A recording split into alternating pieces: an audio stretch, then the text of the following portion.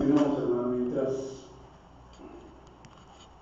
nos acomodamos, vamos a preguntar a los hermanos aquí presentes,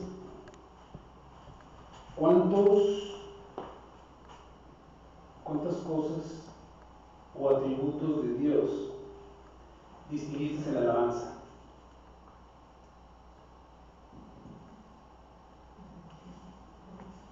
Dime cosas que estaban en la alabanza que exaltan a Dios o que hablan de Dios. Poder, su presencia, misericordia, santidad, amor,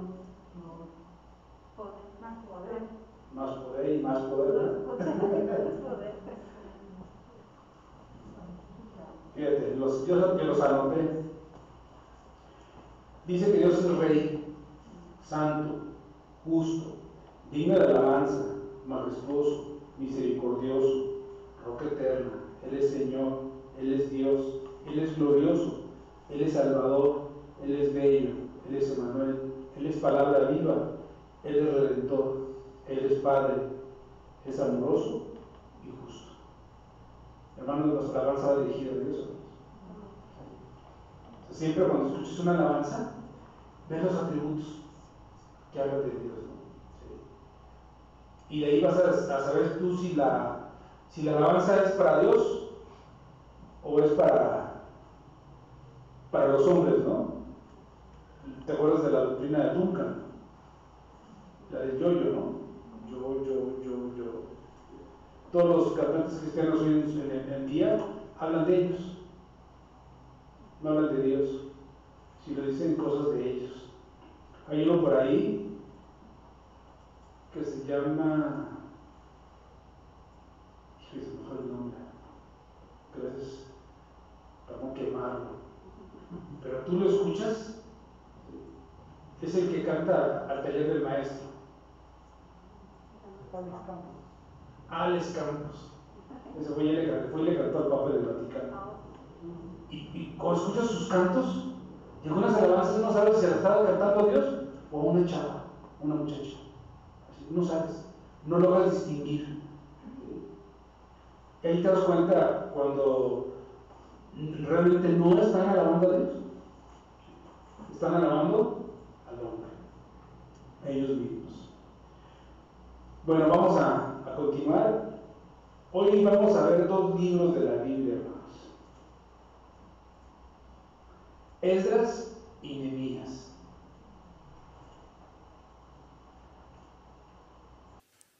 Esdras 1, verso 1 al verso 3. El hermano Julio mandó ahí una invitación y decía: el celo por mi casa. Dice: en el primer año de Ciro, rey de Persia, para que se cumpliese la palabra de Jehová por boca de Jeremías, despertó Jehová el espíritu de Ciro, rey de Persia, el cual hizo pregonar de palabra y también por escrito por todo su reino, diciendo: así ha dicho Ciro, rey de Persia: Jehová, el Dios de los cielos, me ha dado todos los reinos de la tierra y me ha mandado que le edifique casa en Jerusalén, que está en Judá.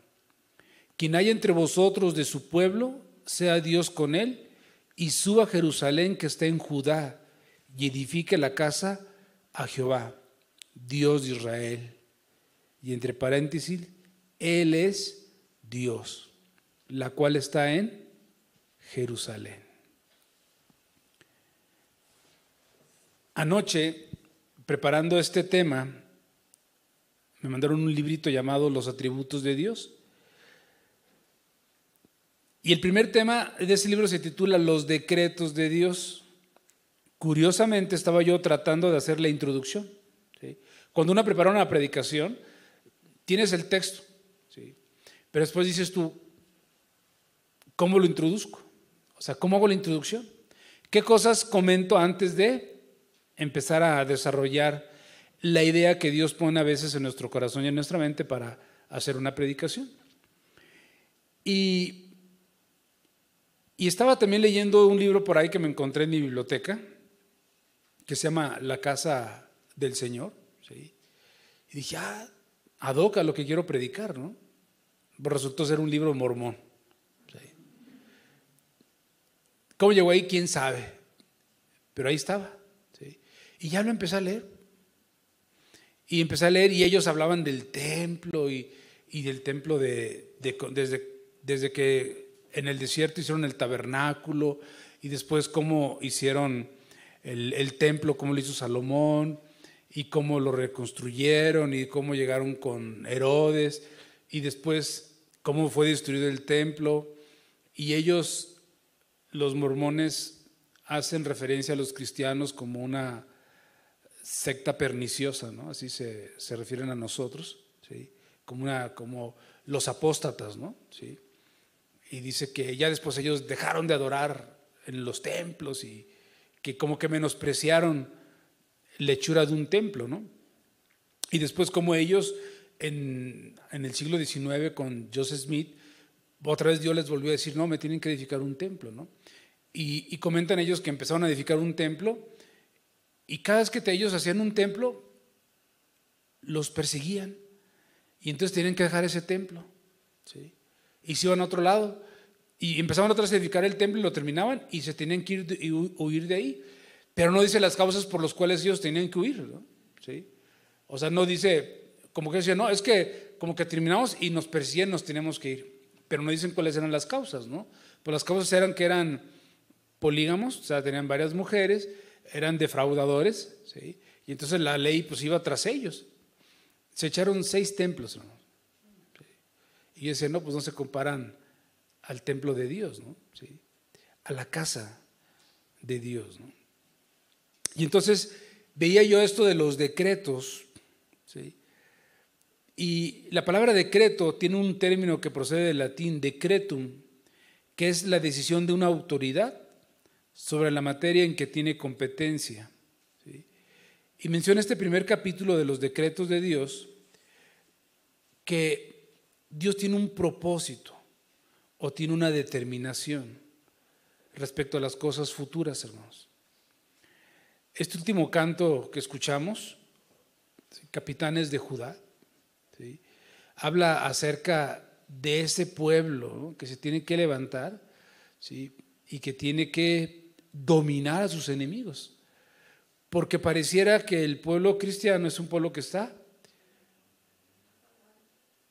apagado, acabado, vencido, destituido. En esta semana escuchaba yo a este pastor John MacArthur, que decidió ya empezar a congregarse. Ellos tienen su iglesia en California, ¿sí? Y dijo, no, nosotros no, ya nos vamos a empezar a congregar. Y el gobernador le dijo, no, no te puedes congregar. Y él dijo, es que las cuestiones espirituales son esenciales para la vida de las personas, ¿sí? Vamos a respetar todas las medidas sanitarias que nos dicen, ¿sí? Vamos a poner los espacios afuera de la iglesia, vamos a poner 1000 sillas separadas de tal manera para que la gente pueda venir con confianza. Vamos a tener todo ahí, cubrebocas, gel sanitizante, todo para que la gente no corra riesgo. Y entonces el estado de California está considerando encarcelarlo y ya le puso una multa diaria, no recuerdo, son $1000 o $10,000 diarios si ellos están en desacato, ¿no? ¿Sí? Y me decía, bueno, pero es que ¿por qué nos están prohibiendo? O sea, ¿por qué otras cosas sí les son prioritarias como los restaurantes y los cines y no las iglesias, ¿no? ¿Sí? Y entonces él está ahorita en una resistencia civil, ¿sí? Y está ahí amachado, ¿no? Y veía yo los comentarios y la gente empezaba, no, que este hombre es un irresponsable, que como siempre va a haber personas que van a utilizar todas las cosas para echarle, ¿no? al cristianismo, ¿no? Pero el hombre está decidido a una cosa, ellos se van a congregar, ¿sí? Y no importa lo que diga el gobierno, ellos se van a congregar, ¿sí? O sea, tú puedes ir a un mercado y ahí anda la gente, ¿sí? Y ahí no hay problema, ¿sí? Pero es una manera en que quieren como que presionar para que las iglesias no regresen, ¿no? Y todo esto te lo digo en un preámbulo de lo que vamos a ver este día, ¿sí? Entonces, Dios ya tiene un propósito bien definido. Dios ya tiene un propósito. Ahora, ¿cuándo fue ese propósito? ¿Cuándo Dios decidió las cosas? ¿Cuándo Dios decretó? Antes de la fundación del mundo. O sea, hermanos, con Dios no hay medidas emergentes. Él ya ha decretado todo lo que va a suceder y no va a cambiar nada de esto. Efesios 3:11 dice que conforme al propósito eterno que hizo en Cristo Jesús, nuestro Señor. O sea, el propósito de Dios es eterno, siempre ha existido, hermanos. Aún antes de la creación del mundo, Él ya tenía un plan bien estructurado, bien definido de lo que va a pasar. A veces nosotros pensamos que Dios sobre la marcha va ideando planes de emergencia cuando las cosas no salen como Él las había planeado. ¿Sí? Como por ejemplo, cuando el cristianismo se convirtió en la religión oficial del Imperio Romano en épocas de Constantino, ahí como que pensamos, hijo, como que ahí algo falló. ¿Sí? No, hermanos, eso ya estaba descrito así, eso iba a pasar. Ya Dios sabía que el cristianismo se iba a corromper, que se iba a hacer ese sincretismo como hablamos la semana pasada, ¿sí? Y que los ídolos iban a ocupar lugares dentro de la casa del Señor. Cuando echó a Adán y a Eva del paraíso, porque fallaron. ¿Sí? Bueno, a veces decimos, si Eva no le hubiera hecho caso a la serpiente, las mujeres no tendrían tantas broncas, ¿sí? No tendrían que parir a sus hijos con dolor, no tendrían que sujetarse al señorío de los hombres. Ahora las feministas andan tratando de liberarlas, ¿no? ¿Sí? O sea, si eso no hubiese ocurrido, sería un mundo diferente. No, hermanos, así tenía que pasar. De esa manera, cuando Dios tuvo que escoger a Jacob, porque Esaú vendió su primogenitura. ¿Por qué? Por un plato de lentejas. Si tú dices, no, si yo hubiera sido Esaú, no, me hubiera ido a comer mejor unos tacos. ¿Sí? No hubiera yo vendido mi primogenitura por un plato de lentejas. Pero no, hermanos, así tenía que pasar. ¿Sí? Cuando Dios no escogió a Rubén, que era el primogénito de Israel, de Jacob, ¿y escogió a quién? ¿A quién escogió? A Judá. Escogió a Judá, ¿sí? ¿De dónde iba a venir? El Cristo, ¿no? Sí. Y pensamos que las cosas como que no van saliendo como Dios quiere. Y entonces Dios tiene que echar mano de estrategias. No, hermanos. Todo está así planeado. O como cuando Jesús escogió a Judas. ¿Sí? Oye, de los 12 escogió a la manzana podrida. ¿Le falló? No, hermanos. Así tenía que ser. ¿Sí? Todos esos decretos, todos esos propósitos ya están bien definidos desde antes de la creación del mundo. Y vamos teniendo estos conceptos de que Dios va arreglando las cosas sobre la marcha. ¿Sí? Como que Dios va arreglando las cosas, ¿no? Hermanos, si eso fuera así, Él no sería Dios. O sea, Dios tiene propósitos desde antes de la fundación del mundo. Y estos decretos de Dios son llamados consejos. Son perfectamente sabios. Son llamados su voluntad para mostrar que Dios no está bajo ninguna sujeción. O sea, Dios todo lo hace a su manera. Es a la manera de Dios. Dios no está presionado, hermanos. ¿Sí? Cuando Dios tuvo que escoger una persona para demostrarse a este mundo, ¿sí? Él no vio a Abraham y vio a Lot y al papá de Lot y de repente estaban unos ángeles. No, Señor, es que nosotros consideramos que Abraham es mejor que no. O sea, Dios decide en su autoridad, hermanos. ¿Sí me entiendes? Y cuando Dios escogió a David, ¿sí?, que era el más chico de la casa de Isaí, ¿sí?, o sea, Dios no tuvo problema de decir, no, va a ser el más pequeño, no va a ser el más grande. Y si tú recuerdas cuando venían los hijos de Isaí y se presentaban ante Samuel, había unos muy parecidos, muy fuertes, ¿no? ¿No? Sí. O sea, Dios hace las cosas a su manera. Entonces, consideremos algunas cosas de estos decretos. Primero, son eternos.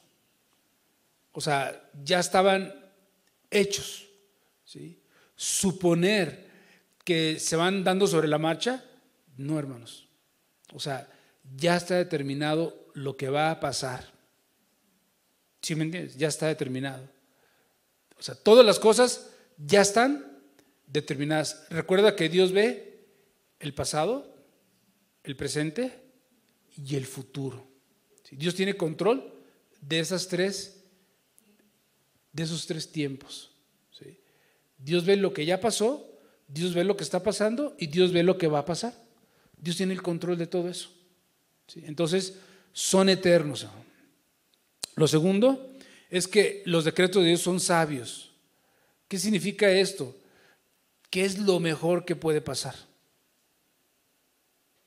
Eso es lo mejor que puede pasar. Aunque para nosotros sea algo terrible, no, eso es lo mejor que puede pasar. ¿Y qué significa esto? Dime algo que para nosotros pueda ser terrible, pero que para el reino de los cielos es lo mejor que pueda pasar. La muerte te la cambio por la muerte de un impío. Que una persona se vaya al infierno, todos diremos, pero ¿cómo es posible que eso sea lo mejor que pueda pasar? Pues sí, hermanos, eso es lo mejor. Porque si ese no se va al infierno y se va al cielo, ¿qué crees tú que va a pasar allá? Lo va a echar a perder. ¿Sí? Entonces, lo tenemos que ver así, hermanos. O sea, la voluntad de Dios es perfecta. ¿Sí? Claro que para nosotros es algo terrible, hermanos, ¿sí?, porque lo vemos como humanos, pero en lo divino, Dios lo ve como ve las cosas Dios eternas, ¿no? En tercer lugar, son libres. Dice Isaías 40, ¿quién ha escudriñado al Espíritu de Jehová? ¿Y quién ha sido su consejero y le ha enseñado? Dice Isaías 40, verso 3 y verso 14. ¿Sí? O sea, ¿quién ha escudriñado al Espíritu de Jehová? Nadie, ¿no? ¿Quién ha sido su consejero? ¿Tú crees que está ahí Pablo y Pedro dándole consejos a Dios? No, no requiere. ¿Tú crees que el ángel Gabriel o el ángel Miguel están ahí? Oye, Señor, yo creo que deberías de hacer las cosas así. No, hermanos, Él es Dios.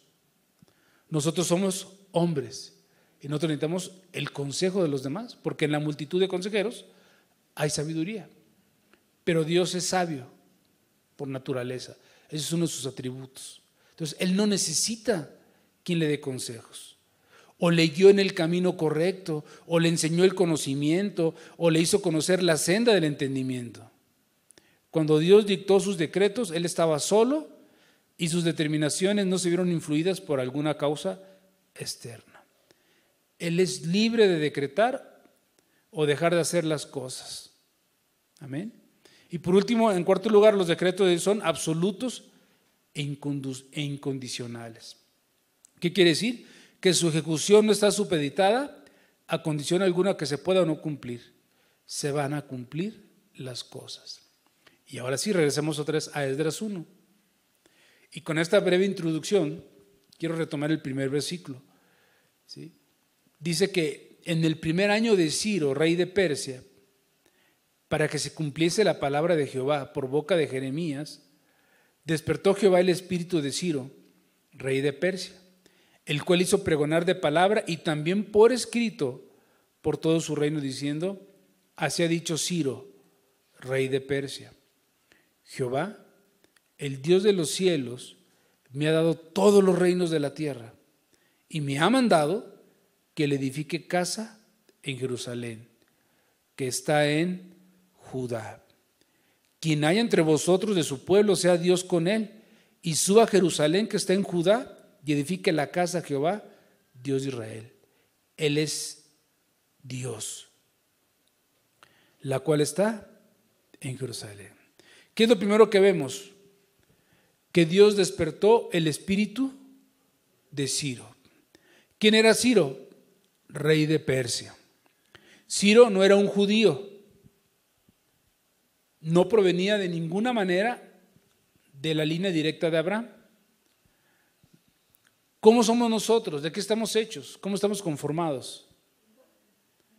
Espíritu, alma y cuerpo. ¿Y cómo nos relacionamos nosotros con Dios? A través del Espíritu, ¿sí? O sea, nosotros no nos relacionamos con Dios a través de nuestra mente, porque nuestra mente está bien loca, hermanos. Nuestra mente anda de un lado para otro, ¿no? Nos relacionamos con Dios a través de nuestro espíritu, ¿sí? Es donde entramos en contacto con Dios. El alma es la base de los pensamientos, de los sentimientos, de la conciencia, de la inteligencia, del razonamiento, y es en donde muchas veces las personas no logran entender a Dios mediante sus razonamientos y sus pensamientos. ¿Por qué? Porque es en el espíritu en donde nosotros podemos entender a Dios, conocer a Dios, porque Dios es espíritu. Juan 6:63.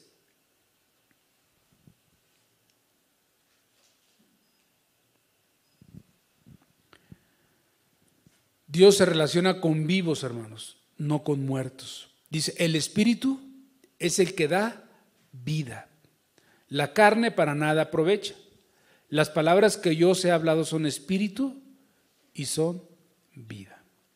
Entonces, eso fue lo que Dios despertó en Ciro. Despertó su espíritu. ¿Te puedes imaginar a este hombre procedente de un país con costumbres bien diferentes a las costumbres de los judíos, con una idolatría tremenda? Estos hombres, ellos mismos se consideraban dioses, ¿no? ¿Sí? Ellos pensaban que eran dioses, pero estos hombres eran esclavos del pecado. Imagínate a este hombre con un despertamiento espiritual, ¿sí? Y de repente muchos de sus súbditos empezaron a estar perplejos, anonadados, incrédulos de lo que Ciro empezaba a hablar. Jehová, el Dios de los cielos, me ha dado todos los reinos de la tierra y me ha mandado que le edifique casa en Jerusalén, que está en Judá. Hermanos, ellos se consideraban dioses y de repente decía él, no, Jehová es el Dios, ¿sí? Él me dio todos los reinos, pero me ha mandado que le edifique casa en Jerusalén. ¿Crees que se le ocurrió a Ciro despertarse un día y decir eso?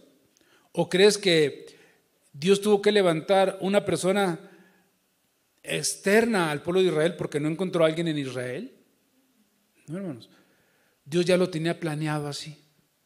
Ese era el propósito de Dios: despertar a un rey para reiniciar la edificación de su templo, la reedificación. Y podemos preguntarnos, ¿era necesario reconstruir el templo nuevamente? ¿Sí? ¿Por qué, hermanos? Dice Hechos 17, verso 24, verso 25. Dice, el Dios que hizo el mundo y todas las cosas que en él hay, siendo Señor del cielo y de la tierra, no habita en templos hechos por manos humanas, ni es honrado por manos de hombres, como si necesitase de algo, pues Él es quien da a todos vida y aliento y todas las cosas. ¿Realmente necesitaba Dios que le reedificaran su templo? Otra vez volvemos a lo mismo. ¿Cuál era el propósito de Dios? Que le edificaran el templo, ¿sí? Dios tenía un propósito, ¿sí? Aquí ya con Pablo ya había cambiado las cosas, pero en ese momento era necesario. O sea, Dios decidió que su templo debía ser reconstruido, y eso lo decidió ¿cuándo, hermanos? Antes de la fundación del mundo. ¿Sí? O sea, lo decidió antes. ¿Por qué era necesario la reconstrucción? A ver, yo les pregunto, ¿por qué es necesario que se reconstruyera el templo, hermano? Adrián, ¿por qué crees que era necesario?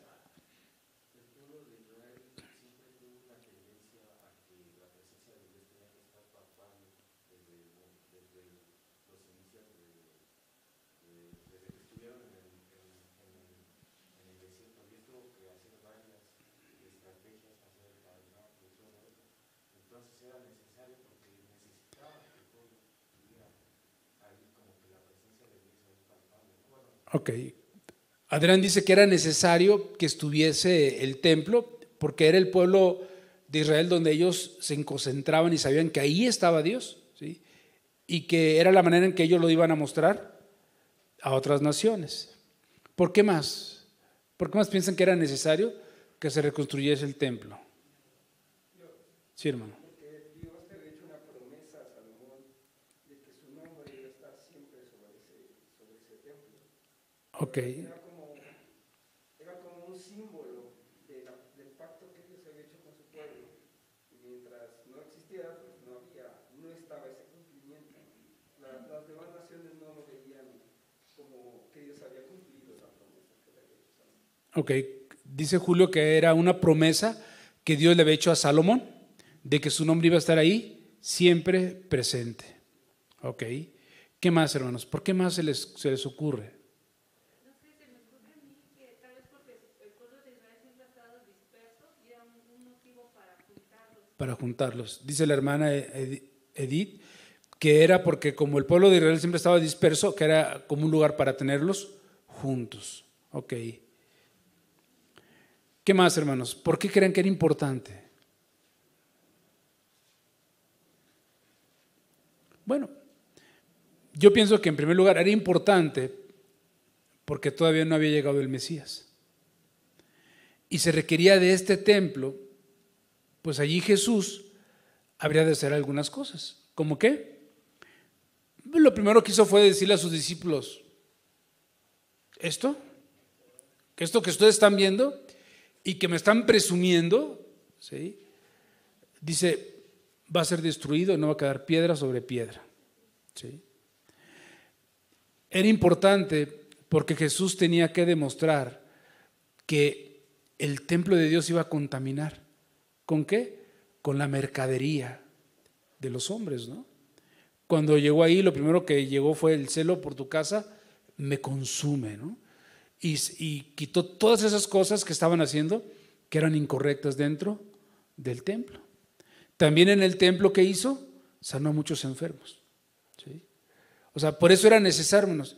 Y podemos decir que Dios estaba decidido a que su templo fuera reconstruido, porque esta era figura ¿de qué? De la iglesia. ¿Sí? Ese templo, ¿sí?, que Dios estaba decidido a que se reconstruyera, es porque ese templo era figura ¿de qué? De la iglesia, a la cual nosotros pertenecemos ahora. 1 Corintios 3:16.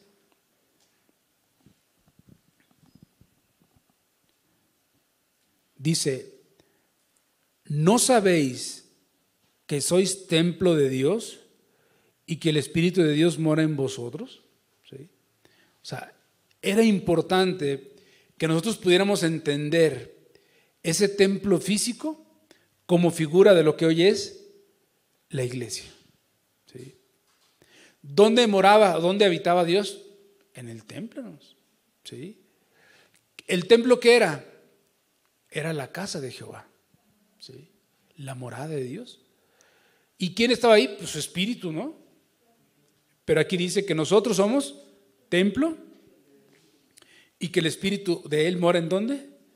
En nosotros. Y eso que le pasó a ese templo nos pasa a nosotros. ¿Sí?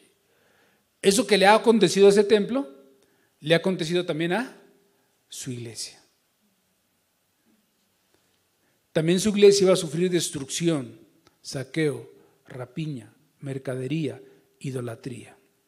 Y necesitamos ver cómo Dios, cuando ya muchos se habían dado por vencidos, Él despierta el espíritu de un pagano para iniciar la reconstrucción del templo.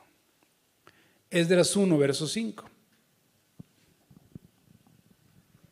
Ya más o menos queda un poquito clara la introducción, o sea, por qué era importante, hermanos, y cuál es la figura de ese templo. Entonces se levantaron los jefes de las casas paternas de Judá y de Benjamín, y los sacerdotes y levitas, todos aquellos cuyo espíritu despertó Dios para subir a edificar la casa de Jehová, la cual está en Jerusalén. O sea, Dios escogió una ciudad de este planeta y es Jerusalén, ¿sí? Donde iba a estar su templo, hermanos. Y Dios siempre fue persistente en que fuera Jerusalén, ¿sí? Ese fue el propósito de Dios. Entonces, Dios despierta a los jefes de las casas paternas con un propósito: edificar la casa de Jehová. Sí, despertó al rey, pero eso hizo que se despertaran ese pueblo que estaba ahí, el pueblo de Dios. Podemos decir hoy en día que es edificar su iglesia, y no podemos dejar de ver la misericordia de Dios, de volverle a dar a los judíos la oportunidad nuevamente de edificar su casa. ¿Por qué razón la casa de Dios se había destruido? Por el pecado de los judíos, ¿sí? No había sido por el pecado de los israelitas, las otras tribus, no, por el pecado de Judá, ¿sí? O sea, fue Judá el que ocasionó que el templo fuera destruido. Porque cuando pecaron los israelitas, ¿sí?, o sea, Dios no destruyó el templo. ¿Por qué? Porque se lo había dado ¿a quién? A Judá, ¿sí? De ahí viene la palabra judíos, de Judá.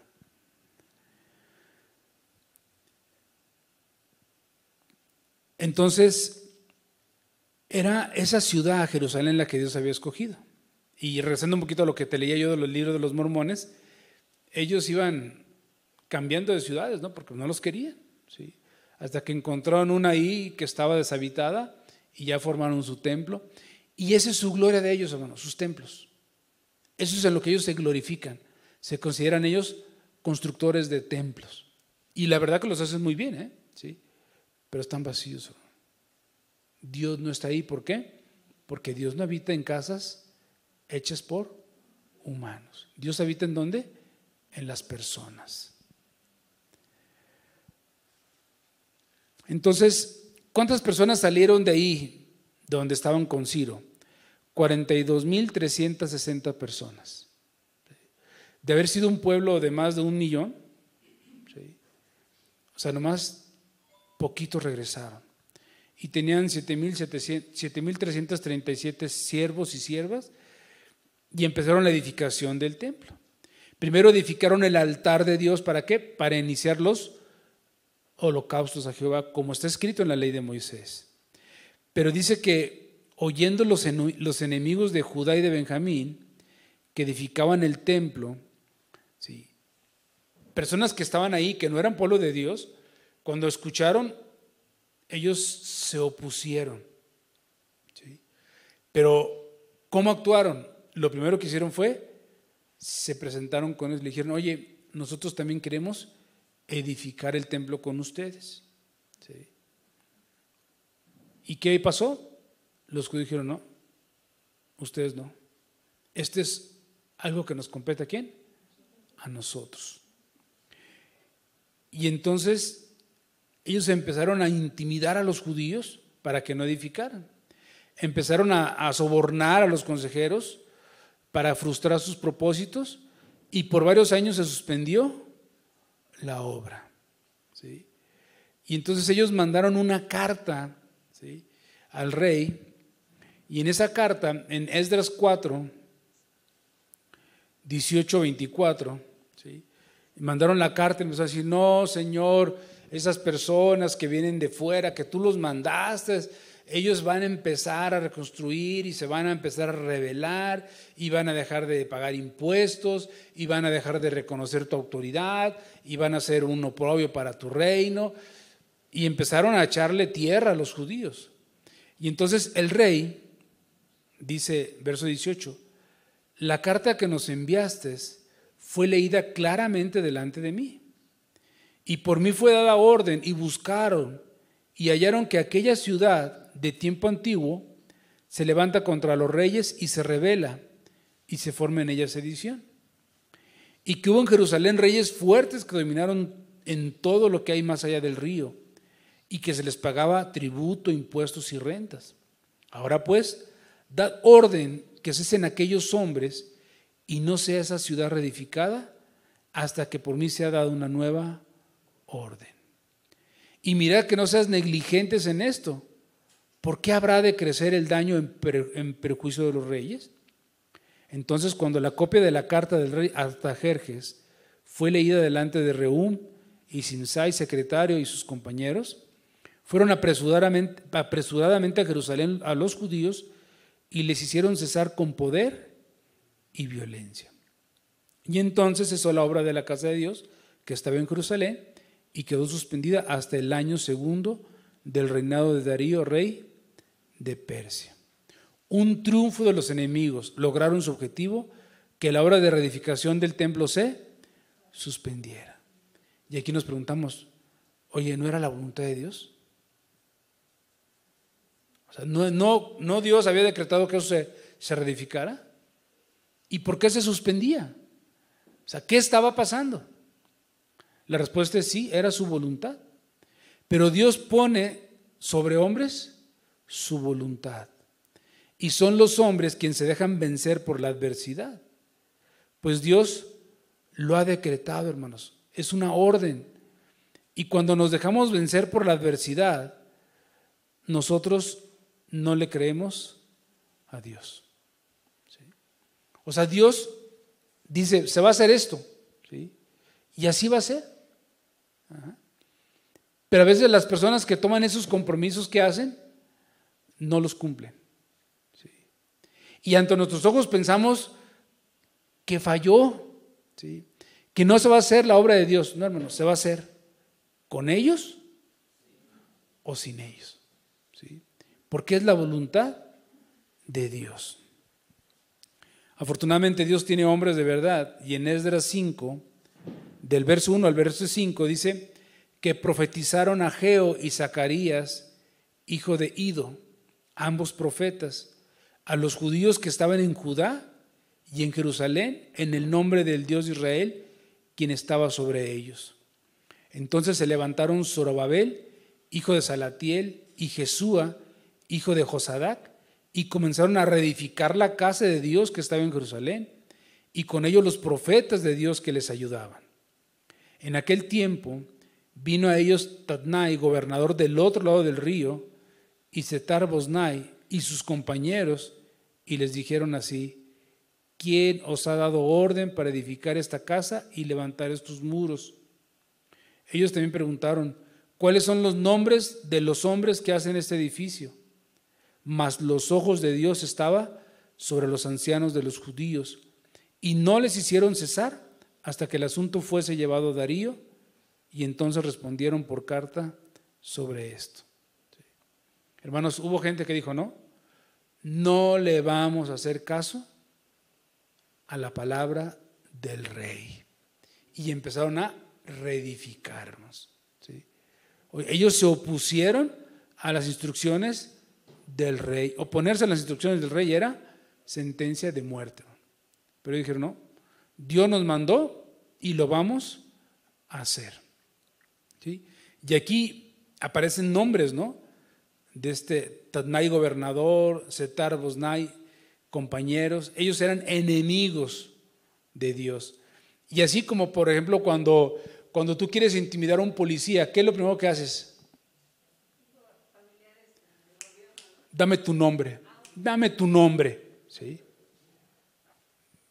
Así estaban esos. A ver, ¿quiénes son? Porque los vamos a ir a acusar con el rey, ¿no? ¿Sí? Exactamente, hermanos, o sea, trataron de intimidarlos. Pero dijeron, no, no vamos a cesar hasta que el asunto se haya llevado otra vez al rey. Se confirmaron y desobedecieron y empezaron los trabajos. Y cuando fueron presionados, no pararon hasta que el asunto fue llevado de nuevo ¿a quién? Al rey. ¿Y qué pasó? Bueno, el mismo rey, es curioso porque cuando tú lees, las personas que se quejan con el rey, ¿sí?, ellos mismos son los que llevan el mensaje completito, hermanos. Dicen, no, es que estos judíos dicen, ¿sí?, que Ciro, el rey de Persia, fue a esto y lo otro, y que así, dan una explicación perfecta, hermanos. ¿Sí? Y entonces Darío dice, déjame checar. ¿Sí? Y entonces van y checan y se da cuenta que era verdad, que lo que los judíos decían a través de sus enemigos era verdad. Esdras 6, verso 6. Y entonces Darío da la siguiente orden. Dice, ahora pues, Tadnai, gobernador del otro lado del río, Setar-Boznai y vuestros compañeros, los gobernadores que estáis al otro lado del río, alejaos de allí. Dejad que se haga la obra de esa casa de Dios, que el gobernador de los judíos y sus ancianos reedifiquen esa casa de Dios en su lugar. Y por mí es dada orden de lo que habéis de hacer con esos ancianos de los judíos para reedificar esa casa de Dios, que de la hacienda del rey, que tiene del tributo del otro lado del río, sean dados puntualmente a esos varones los gastos para que no cese la obra. Y lo que fuera necesario, becerros, carneros, corderos, para holocaustos al Dios del cielo, trigo, sal, vino y aceite, conforme a lo que dijeron los sacerdotes que están en Jerusalén, les sea dado día por día, sin obstáculo alguno, para que ofrezcan sacrificios agradables al Dios del cielo y oren por la vida del rey y por sus hijos. Y también por mí es dada orden que cualquiera que altere este decreto se le arranque un madero de su casa y alzado sea colgado en él y su casa sea hecha a mudalar por esto. Y el Dios que hizo habitar allí su nombre, como decía Julio, destruya a todo rey y pueblo que pusiere su mano para cambiar o destruir esta casa de Dios, la cual está en Jerusalén. Yo, Darío, he dado el decreto, se ha cumplido prontamente. Entonces Tadnai, gobernador del otro lado del río, y Setar-Boznai y sus compañeros hicieron puntualmente según el rey Darío había ordenado. Imagínate, ¿no? O sea, cuando pareciera que estos iban a acusarlos, le salió el tiro por la culata, ¿no? ¿Sí? Como cuando ¿te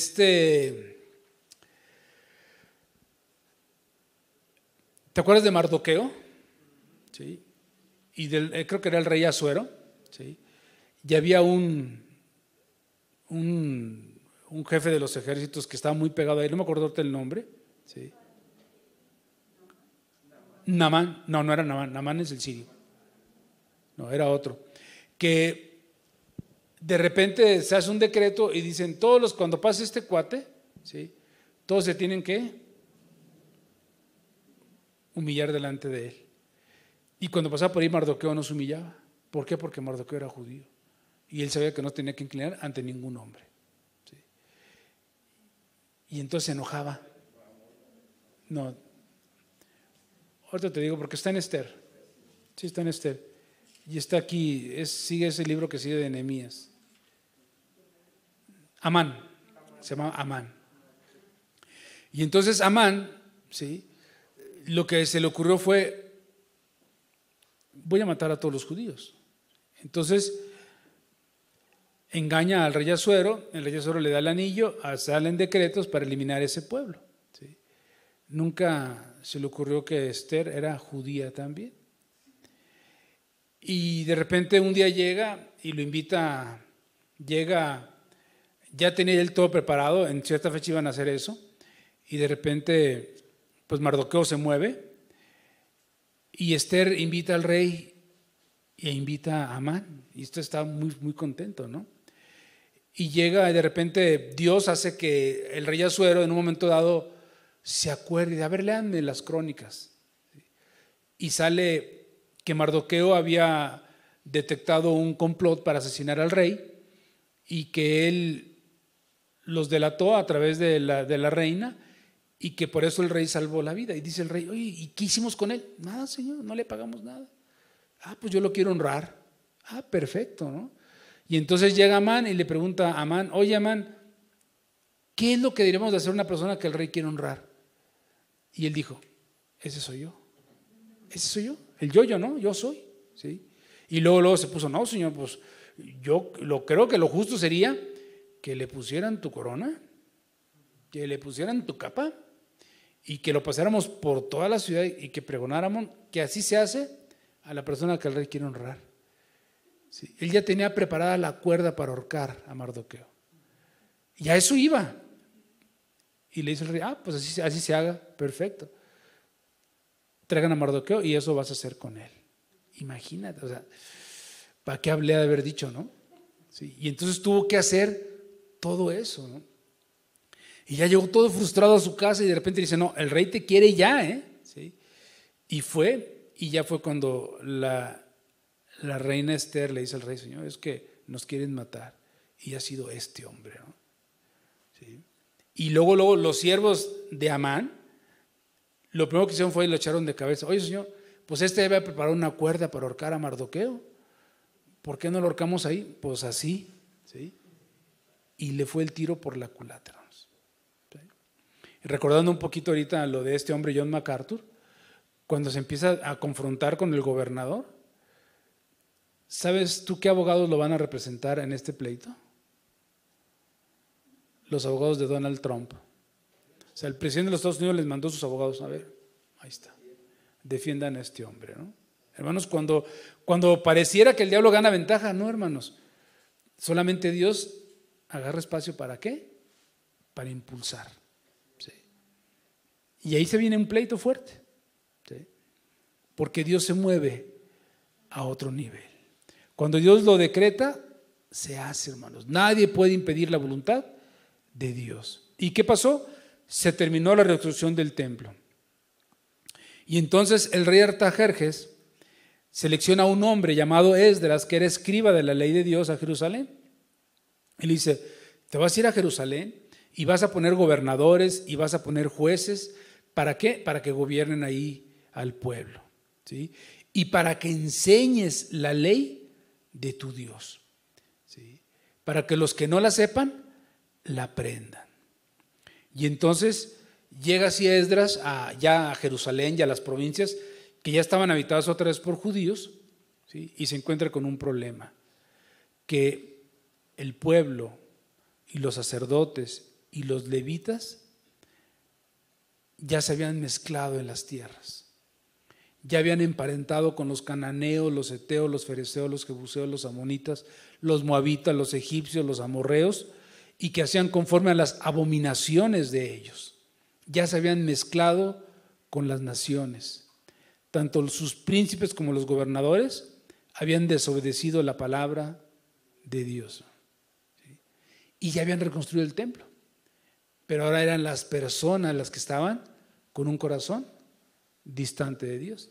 Y entonces le informan a Esdras y Esdras hace una oración. Esdras 9 del verso 5 al verso 11.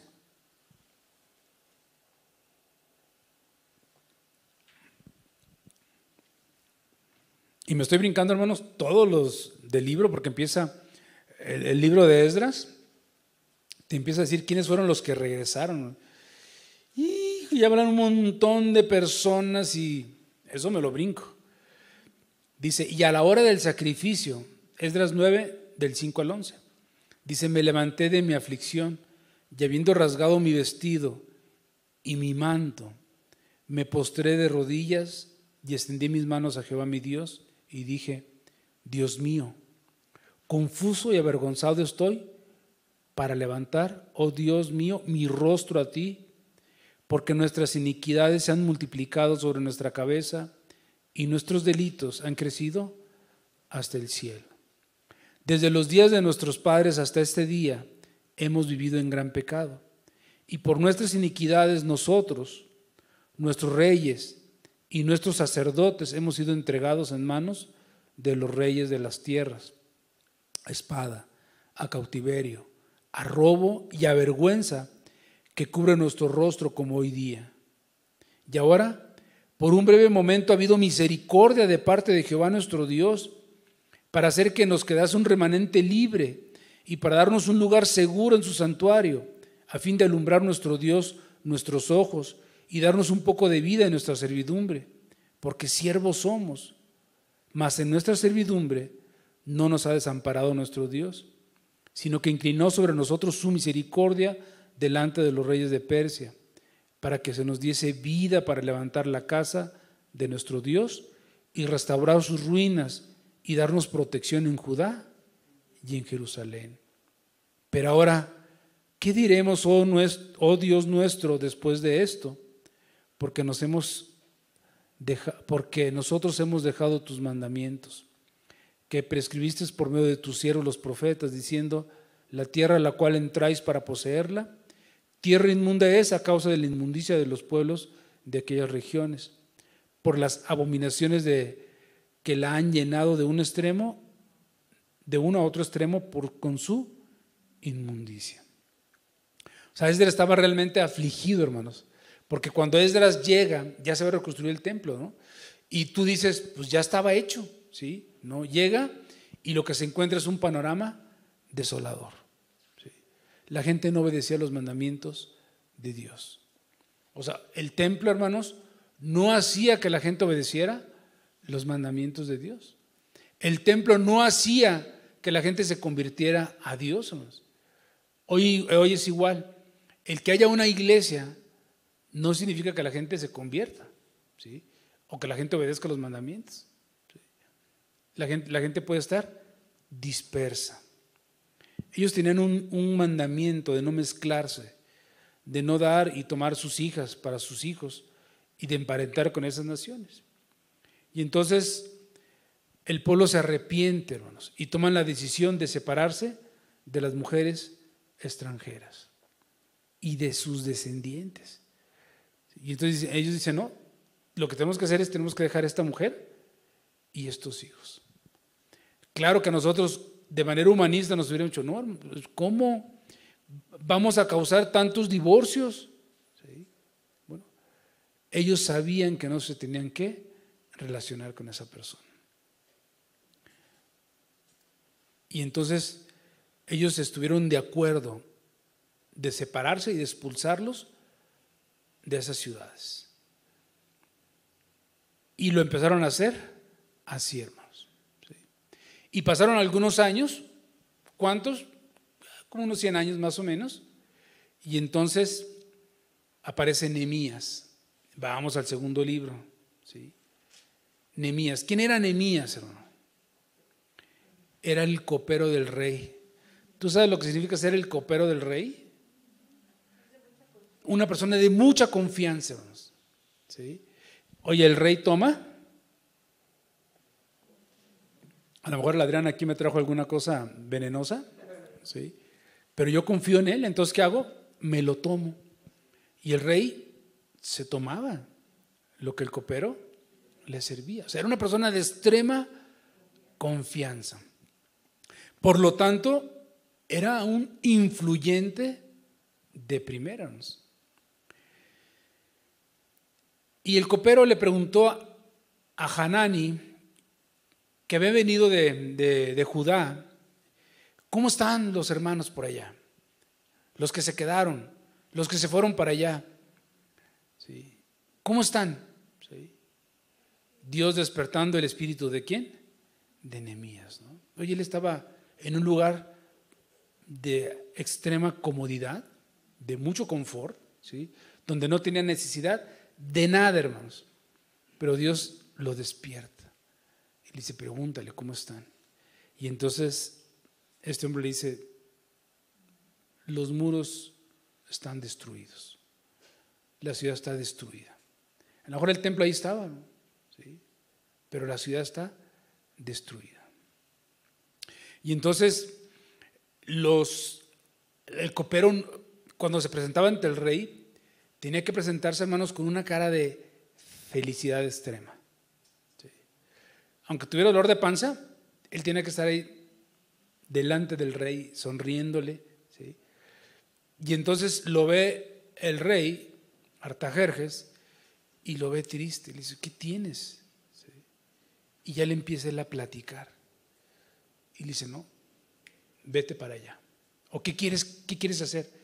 Y entonces Nehemías ya había orado a Dios y le dice, ponme palabras. Y él dice, Señor, pues quiero que me des permiso de ir, ¿sí? Para reconstruir. Y le dice, adelante, ve, ¿sí?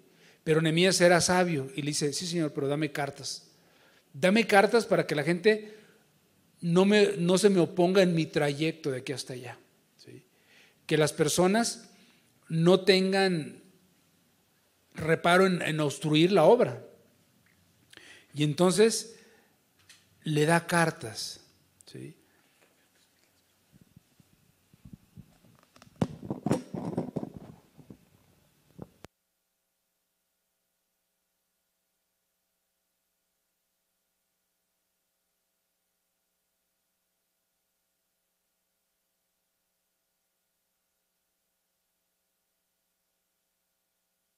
Y entonces le da cartas, Nehemías 2, del verso 9 al verso 10. Entonces vine luego a los gobernadores del otro lado del río y les di las cartas del rey. Y el rey envió conmigo capitanes del ejército y gente de a caballo. Pero oyéndolos Sanbalat horonita y Tobías, el siervo amonita, les disgustó en extremo que viniese alguno para procurar el bien de los hijos de Israel. Nuevos enemigos, hermanos. Nuevos enemigos de la obra. Recordemos estos nombres: Sanbalat y Tobías. Nehemías 4, verso 1 al verso 3. Cuando oyó Sanbalat que nosotros edificábamos el muro, se enojó y se enfureció en gran manera e hizo escarnio de los judíos. Y habló delante de sus hermanos y del ejército de Samaria y dijo, ¿qué hacen estos débiles judíos? ¿Se les permitirá volver a ofrecer sus sacrificios? ¿Acabarán en un día? ¿Resucitarán de los montones del polvo las piedras que fueron quemadas? Y estaba junto a él Tobías amonita, el cual dijo, lo que ellos edifican del muro de piedra, si subiera una zorra, lo derribará. Hacían escarnio, hermanos, de los judíos que edificaban el muro. Se burlaban de ellos sin pensar que se estaban burlando de Dios, hermano.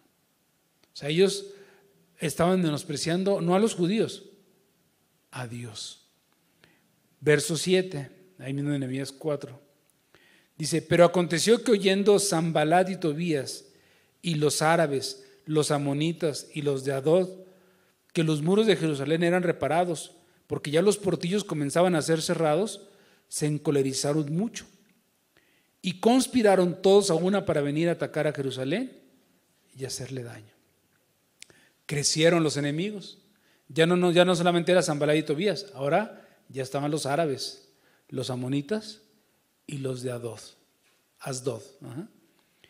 Y conspiraron, ¿para qué? Para atacar a Jerusalén. Y entonces, ¿qué es lo que Dios nos muestra, hermanos? Que los enemigos no cesan en su propósito. Y debe de quedarnos muy claro, como dice la palabra en el Nuevo Testamento, nosotros no tenemos lucha contra sangre y carne, sino contra huestes y potestades de maldad, gobernadores de las tinieblas, seres espirituales que van a utilizar almas inconversas, ¿para qué? Para tratar de destruir la obra de Dios, hermanos. ¿Sí? O sea, el enemigo está permanentemente dedicado a destruir la obra de Dios. Ellos están bien convertidos al diablo, hermanos. Ellos no cesan en sus propósitos. No es como la iglesia tibia, ¿no? ¿Sí? No, ellos están bien convertidos. ¿Sí? Y dice que se encolerizaron y que dijeron, no, vamos a atacarlos. Nehemías 5. Pero ellos empezaron a construir. Y entonces viene otro problemita. Nehemías 5, del 1 al 5. Entonces hubo gran clamor del pueblo y de sus mujeres contra sus hermanos judíos. Había quien decía, nuestros Nuestros hijos y nuestras hijas somos muchos. Por tanto, hemos pedido prestado grano para comer y vivir. Y había quienes decían, hemos empeñado nuestras tierras, nuestras viñas y nuestras casas para comprar grano a causa del hambre.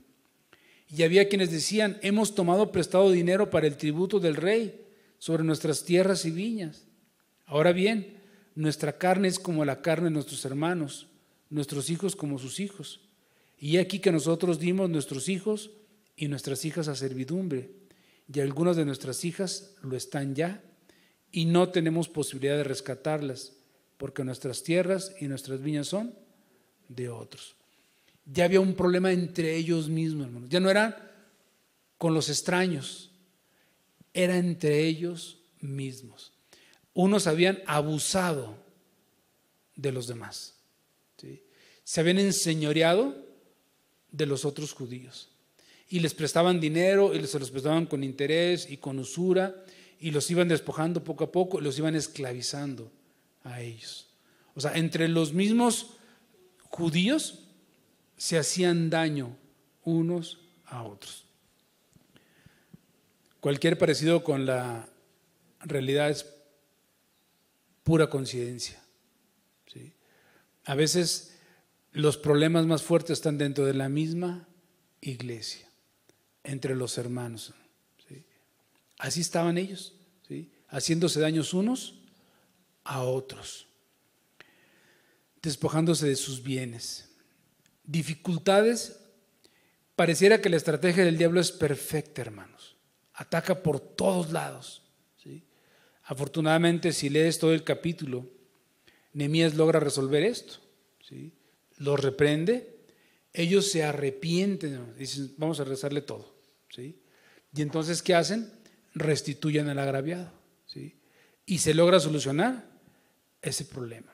Pero lo que te quiero mostrar es cómo las estrategias son de diferente manera, ¿no? ¿Sí? Enemigos por aquí, enemigos por acá, enemigos aquí adentro. Pero Dios siempre tiene respuestas y va solucionando todos los problemas. Nehemías 6, verso 1 al verso 2. Dice, cuando oyeron Sanbalat y Tobías y Gesem el árabe y los demás de nuestros enemigos, que yo había edificado el muro y que no quedaban en él portillo, aunque hasta aquel tiempo no había puesto las hojas en las puertas, Sanbalat y Gesem vinieron a decirme, ven y reunámonos en alguna de las aldeas en el campo de Ono, mas ellos habían pensado hacerme mal. O sea, cuando se dieron cuenta que habían terminado, dijeron, no, tenemos que matarlos, matar a Nehemías, ¿no?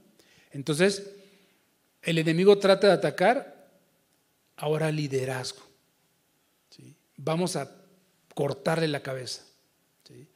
Vamos a meternos con el liderazgo, ¿para qué?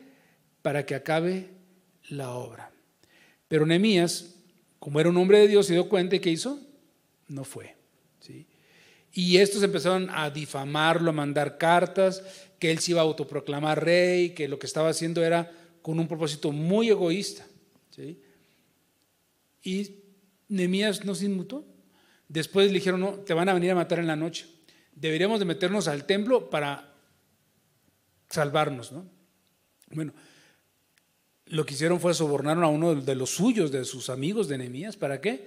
Para que empezara con ese rumor, para que Nehemías tuviera miedo y después decían, míralo, ahí está el miedoso, ¿sí? No que muy hijo de Dios, ¿no? O sea, de todas maneras trataban de ¿qué? De hacerlo caer. Nehemías 6, versos 17 al 19. Asimismo, en aquellos días iban muchas cartas de los principales de Judá a Tobías, y la de Tobías venían a ellos, porque muchos en Judá se habían conjurado con él, porque era yerno de Secanías, hijo de Ara, y Johanán, su hijo, había tomado por mujer a la hija de Mesulam, hijo de Berequías. También contaban delante de mí las buenas obras de él, y a él le referían mis palabras, y enviaba a Tobías cartas para atemorizarme. Aquí está el peine, hermanos. ¿Cuál era el problema? Estaban emparentados con él, O sea, este hombre era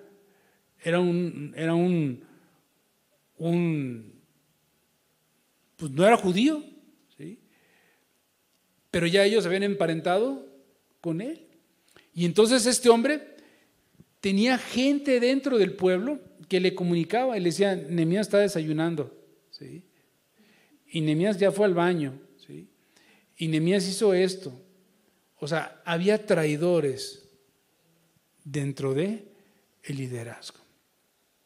¿Por qué? Porque ya había una parentela entre ellos. Ya había una familiaridad con los impíos. Y aun cuando Esdras había hecho un compromiso de que ellos iban a separar, algunos no obedecieron. El enemigo ya estaba en casa, dentro de la familia, hermanos. ¿Pero eso es todo? No. Nehemías 13, verso 4 y verso 5. Ya nos brincamos del 6 hasta el 13. Dice: y antes de esto, el sacerdote Eliasib, siendo el jefe de la cámara de la casa de nuestro Dios, había emparentado con Tobías. Y le había hecho una gran cámara en la cual guardaban antes las ofrendas, el incienso, los utensilios, el diezmo del grano, del vino y del aceite, que estaba mandado dar a los levitas, a los cantores y a los porteros, y la ofrenda de los sacerdotes. Increíble, hermanos. Este hombre, siendo enemigo de la obra, enemigo de Dios, uno de los sacerdotes se emparentó con él.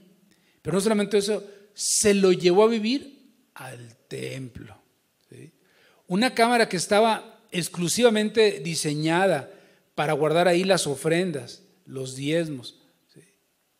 Bueno, sacaron todo eso y se la amueblaron al Señor, ¿sí? Hermanos, no era solamente la familia, el templo estaba ya contaminado. Se había metido por todos lados, ¿sí?, la contaminación. Dentro de la casa de Dios. Imagínate, o sea, no puede ser que no se hayan dado cuenta, ¿sí? O sea, ya vivía allí. Imagínate este impío. ¿Dónde crees tú que iba al baño? Ahí tenía su bañito. Ahí defecaba el cerdo. ¿Sí? O sea, ¿te lo puedes creer? ¿Sí? O sea, cuando el diablo se propone hacer algo, lo hace, ¿sí? Verso 6, Nehemías 13. Nehemías ya se había regresado con el rey, ¿sí?, porque fueron 12 años los que le dieron de permiso y se regresó. Dice: mas a todo esto yo no estaba en Jerusalén, porque en el año 32 de Artajerjes, rey de Babilonia, fui al rey, y al cabo de algunos días pedí permiso al rey para volver a Jerusalén, y entonces supe del mal que había hecho Eliasib por consideración a Tobías, haciendo para él una cámara en los atrios de la casa de Dios. Y me dolió en gran manera, y arrojé todos los muebles de la casa de Tobías fuera de la cámara, y dije que limpiasen las cámaras, e hice volver allí los utensilios de la casa de Dios, las ofrendas y el incienso. En un poco de tiempo, hermanos, el pueblo volvía a lo mismo. Una necedad repetitiva, ¿sí? Y también, ¿qué pasaba? Empezó a observar que la gente violaba el día de reposo, ¿sí? Se dio cuenta que los pies de algunos judíos estaban en los lagares, estaban ahí haciendo vino, ¿sí? Y dijo: no, tienen que respetar el día de reposo. Y de repente se dio cuenta que mucha gente compraba y mandó cerrar las puertas de la ciudad. Y entonces todos los comerciantes se quedaban ahí afuera, como en los hospitales, ¿no? ¿Sí? El director dice: no, ya no pueden comer afuera. Y entonces cierra las puertas. Y todos los vendedores se ponen en las orillas del hospital y ahí están pasándose la comida por ahí, ¿no? Y eso estaban haciendo ellos. Y los vio Nehemías y se enojó. Le dijo: no, no los quiero aquí, ¿eh? El que los encuentre aquí les va a ir muy mal, ¿sí? Y termina Nehemías de esta manera, hermanos. Nehemías 13, verso 23.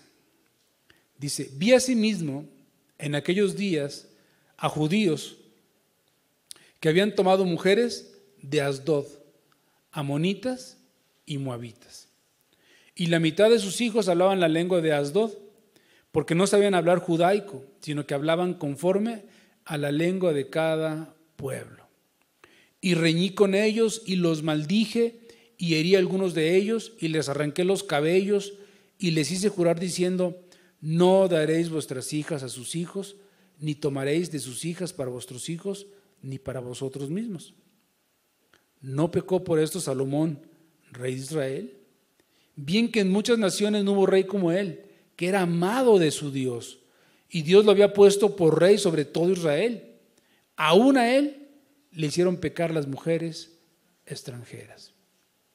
Y obedeceremos a vosotros para cometer todo este mal tan grande de prevaricar contra nuestro Dios tomando mujeres extranjeras. Y uno de los hijos de Joaida, hijo del sumo sacerdote Eliasib, era yerno de Sanbalat Horonita. ¿Sí? ¿Te acuerdas de los enemigos? ¿Sí? Por tanto, lo ahuyenté de mí. Acuérdate de ellos, Dios mío, contra los que contaminan el sacerdocio y el pacto del sacerdocio y de los levitas. Los limpié pues de todo extranjero y puse a los sacerdotes y a los levitas por sus grupos, a cada uno en su servicio, y para ofrenda de la leña en los tiempos señalados y para las primicias. Acuérdate de mí, Dios mío, para bien. Hermano, el plan sistemático del enemigo es contaminar todo lo que se pueda de Dios. Va a contaminar tu ciudad, tu barrio, tu familia, la iglesia. Todo lo va a tratar de contaminar para oponerse a la obra, destruir de donde se pueda. Vemos la apostasía de los hermanos, abandonando el cristianismo, dejando de congregarse, volviéndose al mundo, emparentando con los impíos. Hermanos, en el poco tiempo que tengo en el ministerio, he visto a muchos ministros dejar el ministerio. Algunos han vuelto, curiosamente, pero te lo digo con profunda pena, sin autoridad. Predican la palabra, pero detrás de ellos hay una nube de tinieblas por su mal proceder. Y tú los escuchas predicando y dices tú: oh, sí, no puede ser, sí, no puede predicar, no tiene autoridad para predicar.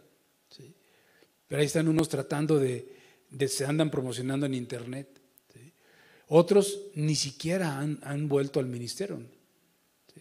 Se han dedicado a los negocios, al trabajo. Gente que Dios llamó, ¿sí? Ellos no. Se han acomodado a un estilo de vida fácil. Es triste ver congregantes que han dejado la iglesia por asuntos muchas veces sin importancia. Algunos les dan una instrucción sencilla y ¿qué hacen? No la obedecen. Por lo tanto, prefieren dejar de congregarse, hermanos, a seguir adelante. Otros se acomodan en otras iglesias en donde no tienen compromisos reales. Jóvenes que decidieron unir sus vidas con parejas inconversas, alejados totalmente de la palabra de Dios, esclavizados a seres humanos que menosprecian a Cristo. Hermanos, eso es bien triste, ¿no? Ver una persona que se congrega y de repente se liga ahí con un impío y se casa con el impío y deja de congregarse, ¿sí? Y ahora están esclavizadas al impío, le hacen caso al impío, ¿sí? Y el impío les dice: no te puedes congregar, y no se congregan, ¿sí? Porque el impío se enseñorea de ellos. Hermanos que tuvieron autoridad y que tuvieron la luz, hermano, lo hicieron mal. ¿Sí? Esa es la realidad de la iglesia, hermanos. Se burlan como Tobías y Sanbalat. Están siempre dispuestos a ver qué hacemos mal para dejarse ir con todo, mostrando su terrible amargura contra el pueblo de Dios. Hermanos en la fe que no tienen discernimiento de las Escrituras. Yo he estado en contacto con algunas personas y consideran a mujeres como pastoras, ¿no? Es que la pastora predicó. Y tú dices: espérame, o sea, tienes el conocimiento claro para saber que una mujer no puede tener autoridad en la iglesia como ministra, ¿sí? pero lo han perdido, hermanos. Han perdido ese discernimiento, ¿sí? O sea, se han vuelto un poquito mentes abiertas, ¿no? Open mind. Y se dejan convencer por algunas porciones escriturales que no tienen peso fundamental y empiezan a aceptar cosas que no deberían de aceptar. Desfavorablemente porque el liderazgo les falló. Hermanos que predicaban y que han desaparecido, se han vuelto invisibles. Pero hermanos, la gran noticia es que Dios ha decretado que su gloria postrera será mayor que la primera, hermanos, y que su iglesia va a brillar como brilla el sol, en su máximo esplendor, en el cenit, y que sus hijos habrán de manifestarse, porque así está escrito. Romanos 8, verso 18.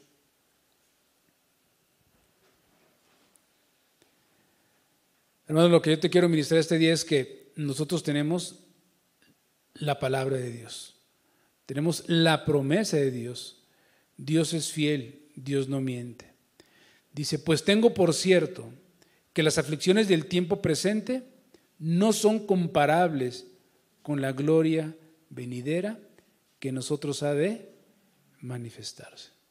Hermanos, o sea, esto que está pasando va a pasar, ¿sí?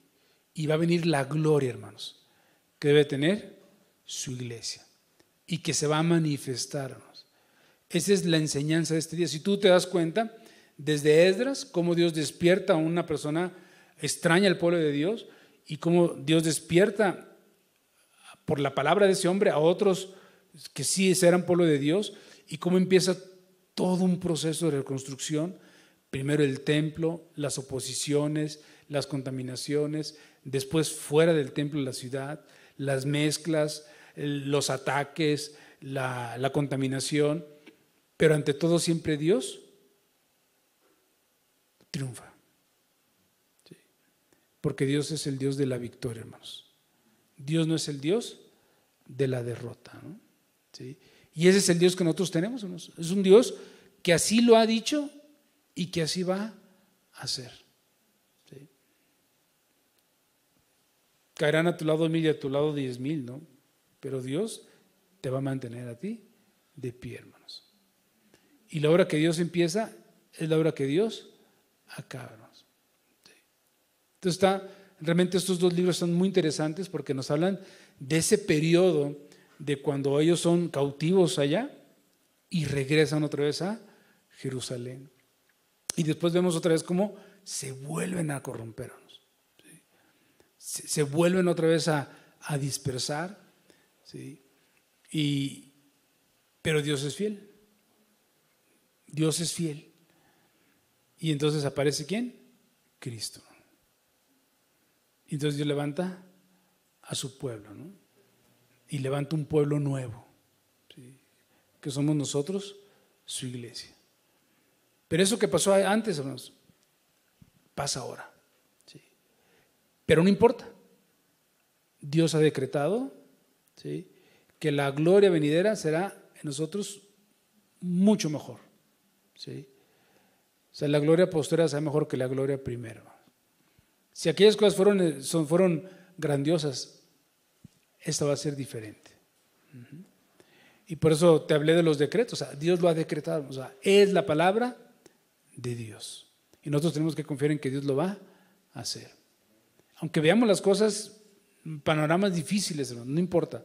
Dios lo va a hacer. Amén. Ese es mi mensaje para ustedes el día de hoy, hermanos. Vamos a orar.